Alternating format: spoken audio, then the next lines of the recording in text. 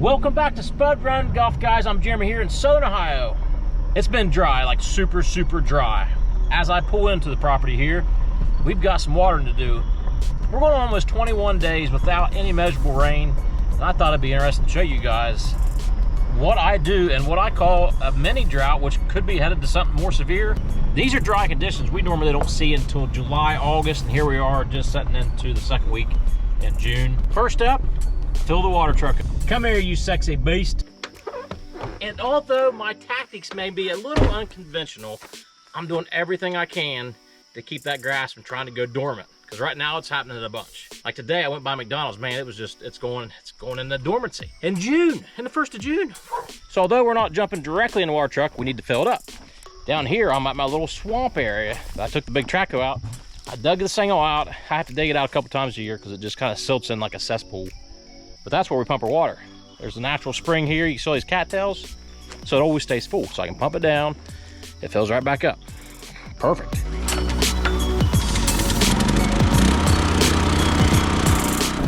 This here is a 2,000 gallon tank, and I've had it for several years. It used to be our go-to dump truck, our single axle dump truck. Then we turned it into this water truck. We had a motocross track. We used it to water the track. And since we sold the track, we just have this big ass property. I use it to mostly water the roads for event weekends. Probably one of my favorite things to operate out here, besides probably the bulldozer. But when this thing's up and running and we can combat dust, which is my nemesis, it makes me happy. So this thing takes about 18-20 minutes to fill up. So while that's filling up, I'm gonna go get the sprinkler started back in the back. We just got this one going. This is up by the mill shop. Not a huge deal up here, but I like to keep the immediate area on the mill shop halfway decent. So here at number 4 tee, I've got this on a timer. So we'll get that going. And I've got enough hose here. I can get from the creek up by the green, clear down to about the 170 out mark. So these things pretty much run non-stop. That's why I love timers. Now as we approach the BS shack, back here by the golf green, I have a couple more hydrants. They're again on a timer. So I've got this timer. This is a little fancier timer, so I can schedule it a couple times a day to go off. So I'm all at work, busy. I can set different times for it to come on, which is very awesome. You know, I was looking at, I'm probably up to around 15,000, 16,000 bucks what it cost me to put in irrigation for tees through green. I'd include the fairway. Full intentions of doing that this past winter. I just never came across the extra loot, plain and simple. So we're still hillbillying at this end, and as you can see, the green takes a lot of attention with water, obviously. So it's doing good. Interesting fact while we're back here at the golf green before I turn the sprinkler, I want to show you something. 2 nights ago, I came back here, Cruz was in a tournament. So the night before the tournament, I had him on a strict regime of practicing shots from here and there, and then I came up and he was putting. The bugs were real bad that night, so we soaked ourselves down with some bug spray. And I was back here laying on this green, just kind of laying down. He'd putt to me, I'd throw him back. I want to show, I've always heard suntan lotion, bug spray, don't ever apply it on the green because it kills the bent grass. This is 2 days later. See this mark right here? That's exactly what it's from. I had bug spray on my arm. Brown. Do not spray bug spray or I guess lay on a golf green with bug spray or suntan lotion on. I've seen pictures where people have applied on golf courses where you can see just 2 footprints where they've sprayed on like suntan screening, and the overspray gets on the bent grass, kills it. So don't do it. We're gonna set that for 1 hour, 60 minutes.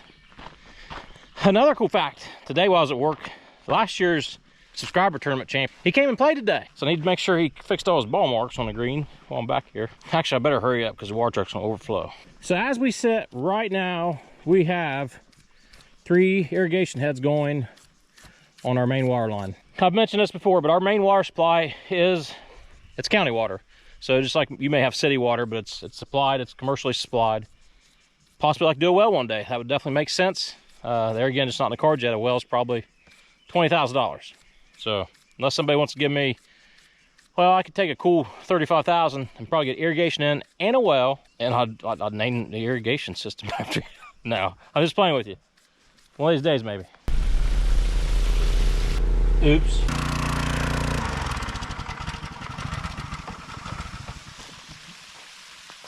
Well, we got this down here watered too. Should be no dust with the water truck. See, we've sucked it down some. It was up to that pipe over there, so now it's down a little bit. But it'll fill right back up.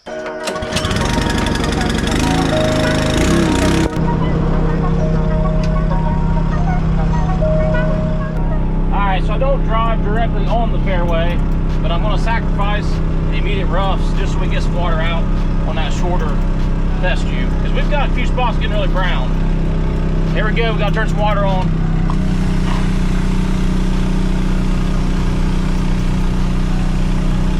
We'll go back and forth a few times. Like I said, we're not able to get the whole fairway, but from the 170 out to the 250 out, I can get most of it. Number 3 tee, I'm gonna go ahead and get it, and I'll really soak it down. Last night I applied a fungicide to number 3, a little spoon feeding action, so a little water would be good for it.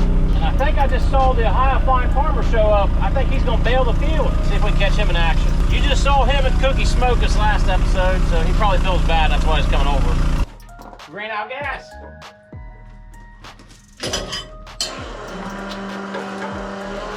Now we're going to slide up and get number 2 tee, but it's a little sketchy drive to get up there, especially with this big old water truck, but there's one thing I know, and that's sketch.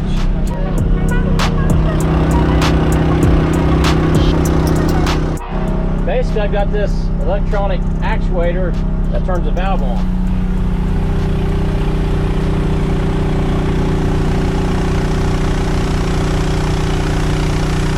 I consider these like the white tees for number 2, 186 yards.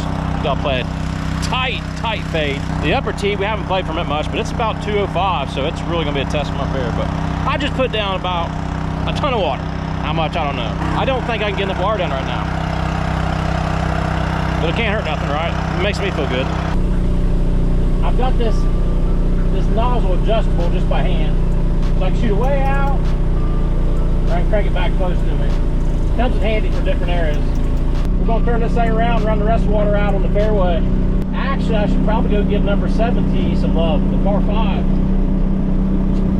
That's what we'll do next.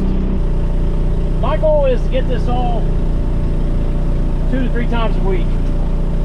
Sometimes I can't tell if I'm even making a difference, but you know, the rule of thumb used to be 1 inch of water per week. I'm definitely getting that, but it's just been so hot, it's not humid, a little breeze. There's a lot of evaporation going on. Coast show. Making rainbows.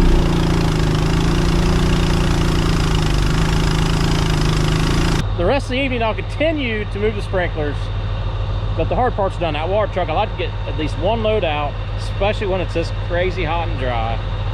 Old bud here, Lieutenant Colonel's coming through, so I'm hoping I can snag him for a beer break. Come on. That's how we do it here at Spud Run Golf. Guys, thanks for watching. Thanks for playing with us, Spud Run Golf. Over and out.